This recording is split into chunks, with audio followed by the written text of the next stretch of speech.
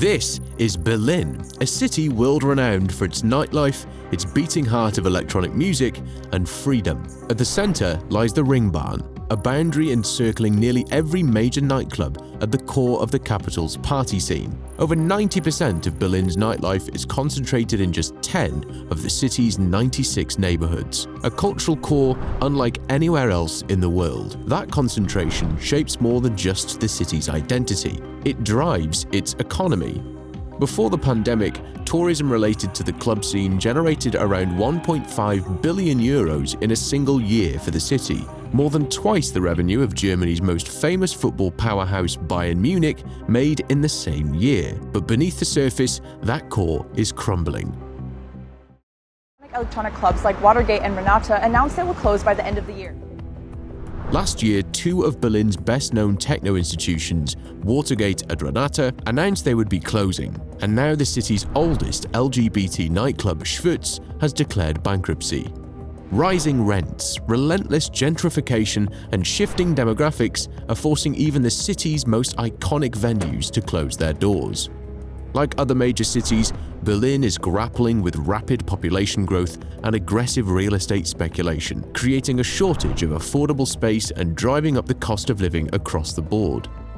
The result is a nightlife culture under siege. A scene once celebrated worldwide as a symbol of freedom and self-expression now faces an existential crisis, a battle to survive in the very city that built its legend. To understand how Berlin got here, we need to rewind 30 years or so. East German authorities have said, in essence, that the Berlin Wall doesn't mean anything anymore. The wall that the East Germans will now be breached by anyone who wants to leave. Occasionally they shout, Die Mauer muss weg, the wall must go. Thousands and thousands of West Germans come to make the point that the wall has suddenly become irrelevant. The roots of today's crisis stretch all the way back to the fall of the Berlin Wall, when cheap rents and empty buildings first created the conditions for the city's legendary nightlife scene. The fall of the wall in 1989 didn't just reunite a city, it also planted the seeds of a modern problem: gentrification.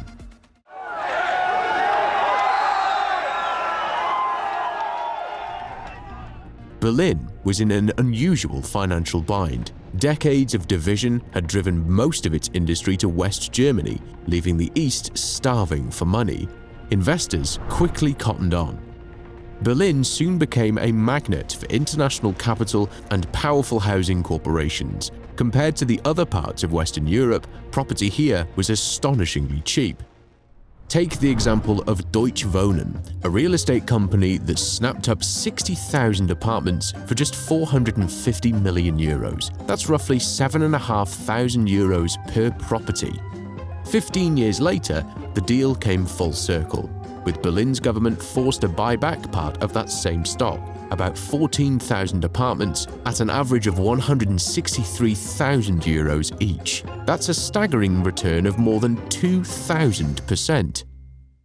Now, we're talking about nightclubs, not residential real estate, but the housing example shows how the city's once affordable property market became a goldmine for investors. However, these very forces would also help lay the foundations for the impending explosion in club culture. In the early 1990s, the city's eastern districts were dotted with empty factories, warehouses, and power plants. Vast, inexpensive, and largely isolated, they became ideal breeding grounds for an underground rave movement. Tresor opened up in 1991 inside the abandoned vaults of the Berghain department store. Berghain took over a cavernous East German power plant, and Sisyphos transformed a derelict dog biscuit factory into a sprawling open-air playground. While most venues relied on short-term leases, a few clubs secured ownership early, protecting them from the rent hikes and redevelopment that would eventually suffocate others. 15 years ago, the owners of Berghain promised the premises from the Swedish energy company Vattenfall for 1.5 million euros, a bargain by today's standards. By owning its building, the club stands among the few in the city insulated from rising rents and the pressures of profit-driven foreign investors. This independence enabled its parent company to report annual profits of more than 2 million euros, which may explain why they can be so particular about who gets in. Those without such protection weren't so fortunate, and over the years, one by one, Berlin's clubs have begun to vanish. Knack Club in WMF in 2010, Maria am Ostbahnhof in 2011, Delicious Donuts, Icon and Tape in 2012, Horst Kreuzberg in 2013, Cookies, Weekend, Magdalena and Picnic in 2014, Magnet Club and Stadtbad Wedding in 2015, Rosie's, Bassi Club and Bar Babetta in 2018, followed by Chalet, Sankt Georg and Rummelsbucht in 2019.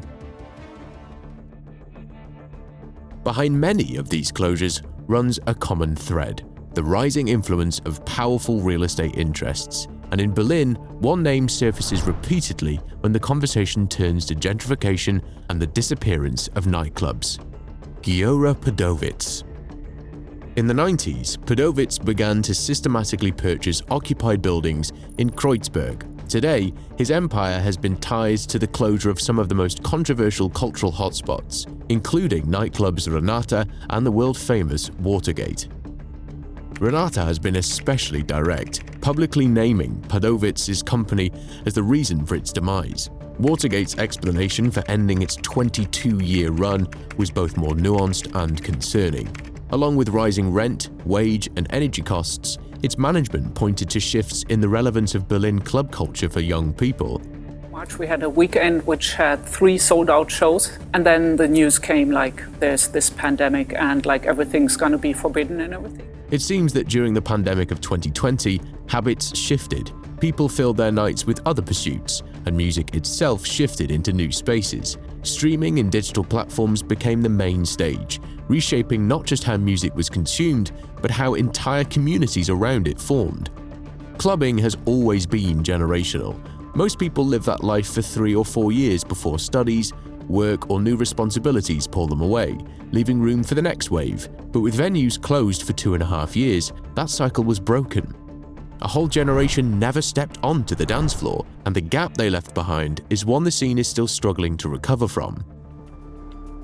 But perhaps the most telling sign of change isn't just which clubs survive, it's how long the nights last. A study by the FT found that the share of nights running past 3 AM has fallen in 12 of 15 major cities since 2014. And this is perhaps the biggest threat of all: a lack of appetite for club culture.